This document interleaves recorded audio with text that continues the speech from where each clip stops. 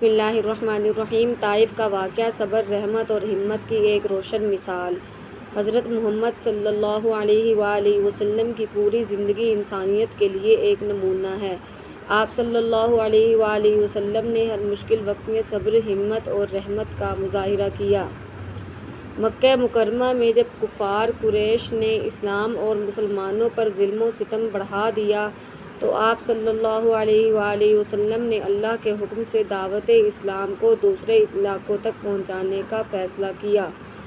اس مقصد کے لیے آپ صلی اللہ علیہ وآلہ وسلم نے طائف کا سفر اختیار فرمایا۔ آپ صلی اللہ علیہ وآلہ وسلم کے ساتھ آپ کے وفادار ساتھی حضرت زید بن حارثہ رضی اللہ عنہ بھی تھے۔ طائف مکہ سے تقریباً 60 میل دور اور ایک زرخیز اور آباد شہر تھا۔ آپ صلی اللہ علیہ وآلہ وسلم کو امید تھی کہ طائف کے لوگ شاید اسلام کو قبول کر لیں گے یا کم از کم اس کی مخالفت نہیں کریں گے۔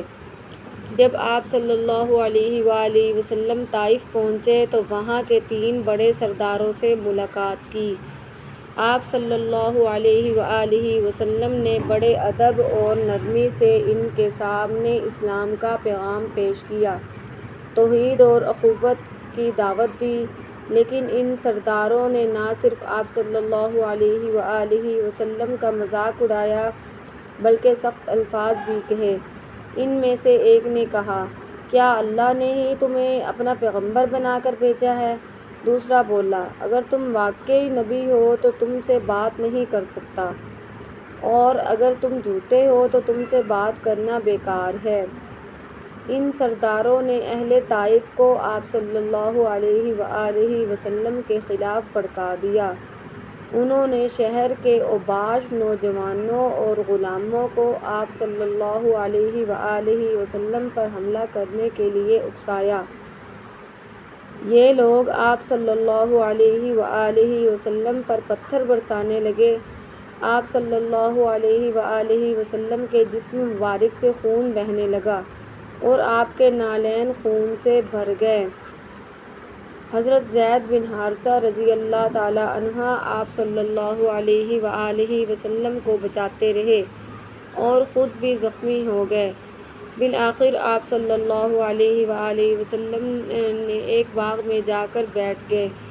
یہ باغ مکہ کے دوسرے سرداروں کا تھا، عتبہ اور شیبہ۔ انہوں نے اپنے غلام عداس کو آپ صلی اللہ علیہ وآلہ وسلم کی خدمت میں انگور پیش کرنے کے لیے بھیجا۔ عداس نے جب آپ صلی اللہ علیہ وآلہ وسلم سے بات کی تو آپ صلی اللہ علیہ وآلہ وسلم نے اس کے شہر نینوا کا ذکر کیا اور فرمایا کہ یونس علیہ السلام میرے بھائی تھے، میں بھی نبی ہوں۔ یہ سن کر عداس حیران ہوا اور آپ صلی اللہ علیہ وآلہ وسلم کے ہاتھ اور پاؤں چومے۔ جب آپ صلی اللہ علیہ وآلہ وسلم باغ سے نکلے تو وادی نخلہ میں قیام فرمایا۔ وہاں آپ صلی اللہ علیہ وآلہ وسلم نے اللہ کے حضور ایک نہایت درد بھری دعا کی۔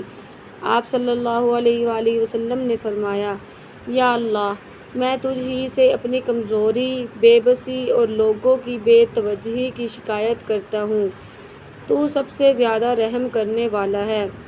اگر تو مجھ سے ناراض نہیں تو مجھے کسی بات کی پرواہ نہیں، بس تیری رضا اور عافیت ہی مجھے چاہیے۔ اسی وقت حضرت جبرائیل علیہ السلام حاضر ہوئے اور عرض کیا کہ اللہ نے آپ کی فریاد سن لی ہے۔ پہاڑوں کا فرشتہ بھی ساتھ تھا۔ اس فرشتے نے عرض کیا، اگر آپ کہیں تو میں طائف کے ان لوگوں کو ان پہاڑوں کے درمیان کچل دوں۔ لیکن آپ صلی اللہ علیہ وآلہ وسلم نے فرمایا، نہیں، مجھے امید ہے کہ ان کی نسل سے وہ لوگ پیدا ہوں گے جو اللہ کی عبادت کریں گے اور شرک نہیں کریں گے۔ یہ تھا نبی کریم صلی اللہ علیہ وآلہ وسلم کا صبر، ان کا ظرف اور ان کی بے مثال رحمت۔ جن لوگوں نے آپ صلی اللہ علیہ وآلہ وسلم پر پتھر برسائے، آپ صلی اللہ علیہ وآلہ وسلم نے ان کے لیے ہدایت کی دعا فرمائی۔ آپ صلی اللہ علیہ وآلہ وسلم کی یہی صفت تھی جنہوں نے دشمنوں کے دل جیت لیے۔ کچھ عرصے بعد ہی وہی طائف ایمان لے آیا اور وہی لوگ اسلام کے سچے سپاہی بن گئے۔ یہ واقعہ ہمیں سکھاتا ہے کہ دین کی راہ میں مشکلات ضرور آئیں گی، لیکن جو صبر، حکمت اور خلوص کے ساتھ آگے بڑھے گا، اللہ اس کی مدد ضرور فرمائے گا انشاءاللہ۔ نبی کریم صلی اللہ علیہ وآلہ وسلم کی سیرت ہمیں حوصلہ، پیار اور انسانیت کا پیغام دیتی ہے۔